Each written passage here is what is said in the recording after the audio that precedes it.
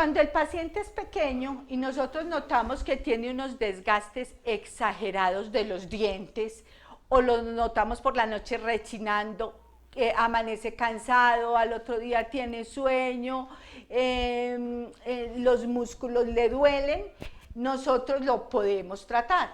Este niño tenía una mordida muy profunda y un bruxismo.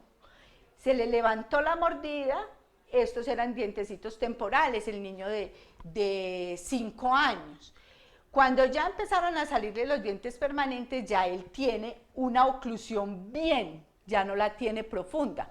Al él tener una oclusión normal, entonces ya no tiene que hacer ese movimiento de rechinamiento.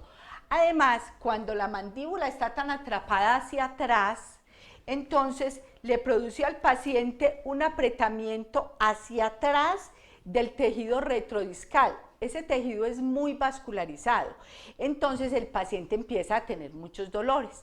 Cuando el paciente tiene una mandíbula pequeña y es hacia atrás, este paciente es el futuro bruxómano.